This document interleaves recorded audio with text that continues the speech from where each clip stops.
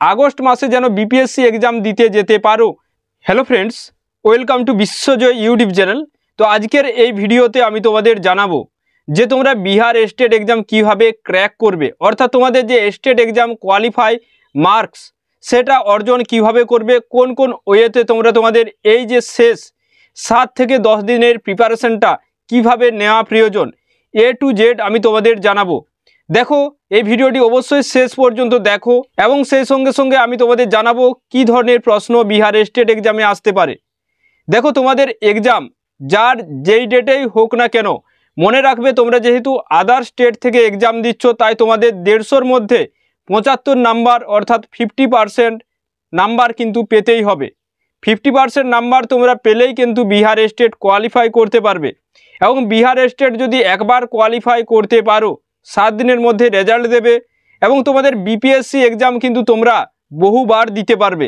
অর্থাৎ তোমাদের যার যেই সাবজেক্টেই হয়ে থাকুক না কেন, তোমরা বিপিএসসি এক্সাম কিন্তু একাধিকবার দিতে পারবে এবং সেই বিপিএসসি এক্সামে তোমাদের ভ্যাকেন্সি সেখানে জানানো হয় তোমার সাবজেক্টের ভ্যাকেন্সি কতগুলো আছে। তো আপাতত বিপিএসসি ক্র্যাক করার যে পদ্ধতি সেটা দেখো। তোমাদের যার যেই সাবজেক্টেই হোক না কেন, তোমরা যারা সায়েন্সের স্টুডেন্ট আছো বা যারা সোশ্যাল স্টাডিজ স্টুডেন্ট আছো, সেখানে তোমাদের কিন্তু বেশি ভ্যাকেন্সি আছে। অর্থাৎ ইতিহাস, ভূগোল এবং বিজ্ঞান বিভাগের বিষয়গুলোর জন্য বিহার স্টেটে বেশি ভ্যাকেন্সি থাকে। তাছাড়া তোমরা যারা লিটারেচার থেকে আছো, যেমন বাংলা, ইংরেজি, সংস্কৃত, এই সাবজেক্টগুলো থেকেও যারা আছো, যে কমপক্ষে ধরে নাও 30-40-এর মতো শূন্যপদ কমপক্ষে হবে। এবং তোমাদের এই স্টেট যদি একবার কোয়ালিফাই করতে পারো, তোমরা কিন্তু যে কোনো সময়, যখনই ধরে নাও এবারের বিপিএসসি হবে আগস্ট মাসে, তাহলে তুমি স্টেট কোয়ালিফাই করলেই কিন্তু প্রিপারেশন শুরু করে দিতে পারবে বিপিএসসির জন্য। আর ওয়েস্ট বেঙ্গলের এই মুহূর্তে যে সম্ভাবনা একদম নেই, তাই মনে রাখবে যে যদিও সম্ভাবনা আছে, আগস্টের আগে তো ওয়েস্ট বেঙ্গলে কিচ্ছু হবে না। হয় এবছর শেষের দিকে হবে কিংবা আগামী বছরের প্রথম দিকে তোমাদের এসএসসি হওয়ার সম্ভাবনা আছে। তাই স্টেট এক্সামে ভালোভাবে প্রিপারেশন নাও। প্রত্যেকে যে সিলেবাস আছে, তোমাদের সিলেবাসের প্রত্যেকটি যে অংশ আছে, প্রত্যেকটি অংশ থেকে কী ধরনের প্রশ্ন হতে পারে।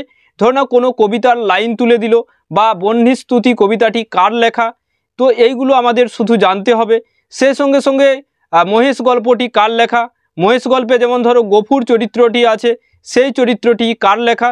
তোমাদের যার যেই সাবজেক্টেই হয়ে থাকুক না কেন, এইভাবে তোমরা যে প্রত্যেকটি যে সিলেবাসের যে অংশ আছে, প্রত্যেকটি অংশ খুবই ভালোভাবে যে এইভাবে যে ওপর থেকে পড়বে। বিপিএসসির যে এক্সাম হলো তোমাদের, যাদের জিওগ্রাফি সাবজেক্ট ছিল, 18 তারিখে এক্সাম হলো, ঠিক আছে। তো এই এক্সামেও কিন্তু সেই সিম্পল টাইপের কোশ্চেন এসেছে জিওগ্রাফি থেকেও। তো তোমরা তোমাদের যাদের আগামীতে যে তোমাদের সাবজেক্ট আছে, সেটা তোমাদের কোন সাবজেক্টের এক্সাম কোন তারিখে পড়েছে সেটা কমেন্ট বক্সে জানাবে, ঠিক আছে। তোমাদের যা সিলেবাস আছে, সেই সিলেবাসের সম্ভাবনা আছে তোমাদের যে ধরনের প্রশ্ন আসার, যে সিলেবাসের ওপর থেকেই আসবে। যেমন আমি তোমাদের একটা বলতে পারি, ধরে নাও যে বাংলা থেকে যে সত্যানন্দ চরিত্রটি কোন উপন্যাসের অন্তর্গত, আনন্দমঠ। তাছাড়া তোমাদের পরীক্ষায় আসতে পারে যে কপালকুণ্ডলা উপন্যাসের প্রকাশকাল কত। তাছাড়া যে জীবিত ও মৃত গল্পটি কার লেখা, এই ধরনের প্রশ্ন কিন্তু তোমাদের পরীক্ষায় আসবে। তাই হাতে যে এই কদিন সময় আছে, তোমাদের ধরে নাও যে 29 তারিখ পর্যন্ত সম্ভবত স্টেট এক্সামের পরীক্ষা আছে, তাহলে হাতে যে এই সময়টা আছে, এই সময়টা প্রত্যেকেই কাজে লাগানোর চেষ্টা করো।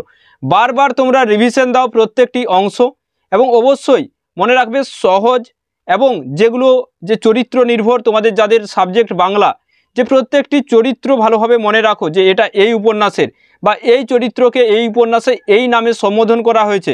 যেমন কপালকুণ্ডলা উপন্যাস থেকে যদি দেখো, যে কপালকুণ্ডলা কাপালিক নামকরণ করেছিলেন কপালকুণ্ডলা। সেই সঙ্গে সঙ্গে কপালকুণ্ডলা যখন নবকুমারের বাড়িতে আসেন, তখন নবকুমারের বাড়িতে তাকে মৃন্ময়ী নামে ডাকা হয়। তো এই ধরনের প্রশ্নগুলো তোমাদের কিন্তু পরীক্ষায় আসার সম্ভাবনা আছে, ঠিক আছে। প্রত্যেকটি উপন্যাসের চরিত্রগুলো পড়বে, সঙ্গে সঙ্গে বিশিষ্ট বিশিষ্ট যে স্থানগুলো আছে বা কোনো চরিত্রের যদি কোনোরূপ বৈশিষ্ট্য আছে, যেমন ধরো প্রফুল্ল নাটকে যোগেশ চরিত্রটি বলেছিল যে আমার সাজানো বাগান শুকাইয়া গেল, এটাও তোমাদের স্টেট এক্সামে এসেছে। পথিক তুমি পথ হারাইয়াছ, কপালকুণ্ডলা উপন্যাসে এটি বলেছিল তোমাদের কপালকুণ্ডলা চরিত্রটি। তো এই ধরনের প্রশ্নই পরীক্ষায় আসবে। তাছাড়া দুঃখবাদী কবি কাকে বলা হয়, তো একেবারে সিরিয়াসভাবে এই যে হাতে সময় আছে, এই সময়টা খুবই সহজ সরলভাবে কাজে লাগাও এবং অবশ্যই জটিলে যাবে না।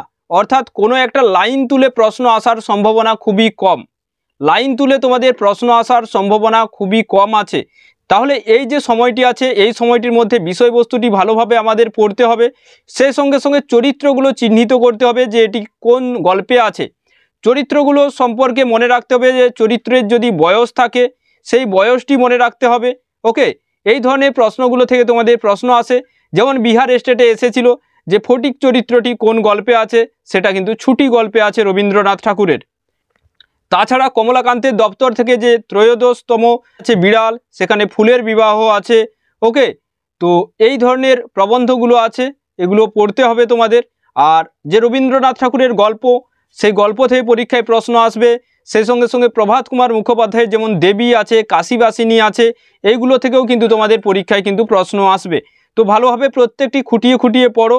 মেন ব্যাপার আমি বললাম যে সিম্পলভাবে পড়ো, সহজভাবে পড়ো, যে ওপর থেকেই পড়ো। যদি পরীক্ষায় প্রশ্ন আসে, ভেতর থেকে প্রশ্ন হবেই না, ঠিক আছে? তাই ওপর থেকেই পড়ো। যে কোনো সময় তোমরা 60 থেকে 70 নাম্বার পেয়ে যাবে।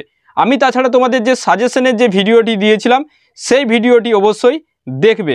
আর এই ভিডিওটি অবশ্যই তোমরা বন্ধুদের সঙ্গে শেয়ার করো। তোমাদের যাদের বাংলা সাবজেক্ট তাদের তো 28 তারিখে পরীক্ষা আছে, আর অন্যান্য তোমাদের কার কোন সাবজেক্ট সেটা কোন ডেটে পরীক্ষা আছে জানাবে, এবং তোমাদের কোন সেন্টারে এক্সাম পড়েছে সেটাও জানাবে। প্রত্যেকের জন্য অনেক অনেক শুভকামনা। এই কদিন তাহলে যে সময় আছে মাথা ঠান্ডা করে অন্তত একবার করে রিভিশন দাও, ঠিক আছে? একবার করে রিভিশন দাও। আর সিলেবাসের যে সিলেবাসে তোমাদের যাই থাকুক না কেন, তোমার সাবজেক্ট ইংলিশ হোক, তোমার সাবজেক্ট সেখানে ম্যাথমেটিক্স হোক, বা অন্যান্য যে কোনো সাবজেক্ট হোক না কেন, মনে রাখবে যেই সাবজেক্টেই তোমার হোক না কেন, সেই সাবজেক্টের প্রত্যেকটি অংশ তুমি যদি নাও পড়ো, যে এক দুটো অংশকে যদি বাদও দাও, তবু কিন্তু তুমি কোয়ালিফাই করতে পারবে, যেহেতু এখানে 50% নাম্বার হলেই কোয়ালিফাই হতে পারবে। তাহলে আগস্ট মাসে যেন বিপিএসসি এক্সাম দিতে যেতে পারো, তার জন্য প্রত্যেকেই এই কদিন অবশ্যই খুব ভালোভাবে প্রিপারেশন নাও। এটাই তোমাদের সঙ্গে বলার ছিল, ঠিক আছে? ভালো থাকবে। Thank you so much.